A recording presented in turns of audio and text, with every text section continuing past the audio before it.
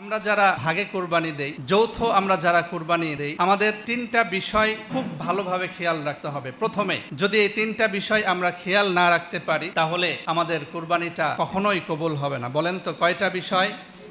বলেন কয়টা? তিনটা। এক নাম্বার বিষয় হচ্ছে, প্রত্যেকের যারা যৌথ ভাগে কুরবানি দেবে, যৌথ যারাই থাকবে, প্রত্যেকের সর্বপ্রথম যে কাজটা করতে হবে সেটা হচ্ছে নিয়ত খালেস করতে হবে, ইন্টেনশনটা ক্লিয়ার করতে হবে। মনে করেন আপনারা 7 ভাগে কুরবানি দিচ্ছেন, 5 জনের নিয়ত পরিষ্কার আছে, একজনের নিয়ত পরিষ্কার নাই, ওই 7 জনের কারোই কুরবানি কবুল হবে না। এই জন্য আপনারা এটা খুবই গুরুত্ব দিবেন। যখন আপনারা ভাগ করবেন, ভাগ নেবেন, নেওয়ার সময় এটা খুবই খেয়াল করতে হবে এবং সবাইকে বলে দিবেন যে আমরা কুরবানি করছি, পশু কিনবো, টাকা উঠাবো, যাই করি না কেন প্রত্যেকটা কাজ শুধুমাত্র কেবলমাত্র হবে এক সত্তার জন্যে, এক রবের জন্য। বলেন তিনি কে? কারণ আল্লাহ রসুল সাল্লাল্লাহু আলাইহি ওয়াসাল্লাম বলে দিয়েছেন, ইন্নামাল আমালু বিন্নিয়াত। নিয়ত যদি খালেস না থাকে, এটা আপনি যত সুন্দর করেই আদায় করেন না কেন, এইটা কবুল করবে না একজন, তিনি কে? এটা হচ্ছে এক নাম্বার। যারা যৌথ কুরবানি দিবেন, 2 নাম্বার যে বিষয়টা খেয়াল রাখতে হবে সেটা হচ্ছে হালাল উপার্জন দিয়েই কুরবানি করতে হবে।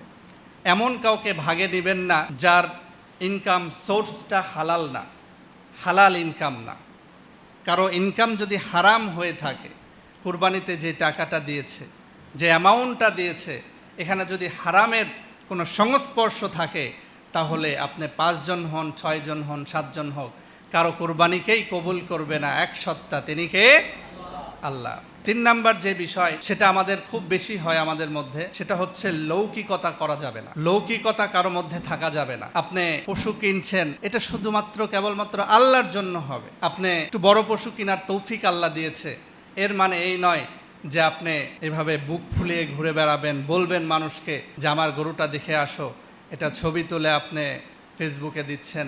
মানুষকে দেখানোর যে একটা লৌকিকতা, এটা যদি আপনার মধ্যে থাকে, তাহলে আপনি যত বড়ই পশু কুরবানি করেন না কেন, আপনি গরু দেন, খাসি দেন, একসাথে 2-3টা পশুও যদি আপনি কুরবানি করেন লক্ষ টাকা খরচ করে, তারপরেও আপনার কুরবানিটা কবুল করবে না এক সত্তা, এক রব। বলেন তিনি কে? আল্লাহ। কারণ আল্লাহ তাআলা আপনার আমার, ইন্নাল্লাহা লা ইয়ানজুরু ইলা সুওয়ারিকুম ওয়া আমওয়ালিকুম, আল্লাহ তাআলা আপনার আমার কখনোই চেহারা দেখে না, আপনার আমার ড্রেস দেখে না, আল্লাহ তাআলা আপনার আমার জিনিস দেখে না, বা আপনি কত বড় কুরবানি দিচ্ছেন এটা আল্লাহ তাআলা দেখে না।